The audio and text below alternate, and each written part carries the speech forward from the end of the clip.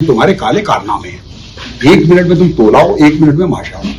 राहुल गांधी जी तुम्हारे कहते हैं कि हरियाणा में हमें मिलकर चुनाव लड़ना है। हुड्डा साहब कहते हैं हम अलग लड़ेंगे। जब चुनाव हार जाते हैं तो रागनी जी कहती हैं, रागनी मैम, कि जी हमें मिलकर चुनाव लड़ना चाहिए था, हम इसलिए हार गए। कभी तुम दिल्ली में समझौता करते हो, कभी तुम डंडे उठा के एक दूसरे को मारते हो, कभी कपड़े फाड़ते हो। और तुम पहले ये बताओ कि तुम्हारे कुछ असूल हैं जिंदगी में या नहीं है? कुछ है या नहीं है? तुम्हें शर्म नहीं आती? तुम अब कहते हो कि केजरीवाल ने शराब का घोटाला किया, तुम शीश महल के बारे में कुछ नहीं बोले हैं। तुमने सबने मुंह पे पट्टी बांधे रखी।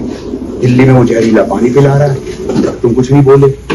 जमुना उसने साफ नहीं कराई, तुम कुछ नहीं बोले। तुम्हारा एक ही मकसद है कि किसी भी तरीके से बीजेपी को हराओ। अरे भाई, बीजेपी को जनता हराएगी, तुम नहीं हराओगे। उमर अब्दुल्ला जी ने आज क्या बोला है श्रीनगर में? क्या बोला है कि ईवीएम में कोई गड़बड़ी नहीं हुई है।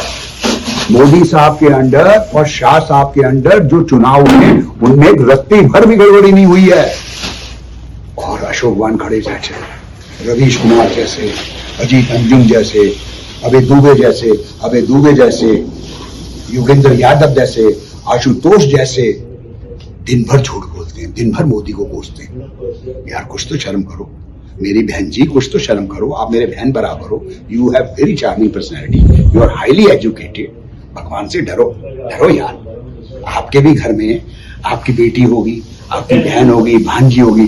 स्वाति मालीवाल की मुख्यमंत्री निवास पर पिटाई हुई है और कांग्रेस ने एक शब्द नहीं निकाला, एक शब्द नहीं निकाला मुख्यमंत्री के खिलाफ। वो घर में था, उसकी पत्नी भी घर में थी, और उसकी वो बेशर्म पत्नी क्या कहती है, सुनीता केजरीवाल, जो अपने आप को पीएम मैम कहलवाती थी। 7 इंजीनियर्स की नौकरी खा गई डीडीए की शीश महल के चक्कर में। एक शब्द नहीं निकलता तुम्हारा उसके खिलाफ। ये कौन बोलेगा?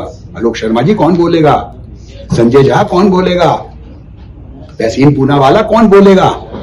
शर्म करो, कुछ शर्म करो, शर्म करो। चलो और आगे चलते हैं। जब वो छूटा वैभव जमानत पे, तो सुनीता जी क्या कह रही हैं? आज मुझे बहुत खुशी है, आज मुझे बहुत मजा आ रहा है, बहुत मजा आ रहा है। बताओ, आज मुझे बहुत सुकून मिला एक गुंडे के छूटने पे, जिसे सुप्रीम कोर्ट कह रहा है व्हाट द हेल दैट गुंडा वाज डूइंग। अब आते हैं शराब पे। कल उन्होंने ये कहा है कि सुप्रिया मैम कह रही थी कि इनको ईडी और सीबीआई ने गलत पढ़ा। अब आओ मुद्दों पे। विनोद चौहान जो पेशे से वकील है, उसके यहाँ 1 करोड़ रुपया बरामद हुआ है। 1 करोड़। जब उससे पूछा गया ये किसका पैसा है, तो उसने कहा ये गोवा से बचा हुआ है, ये दिल्ली में बंटना था आम आदमी के नुमाइंदों में, दिल्ली में बंटना था।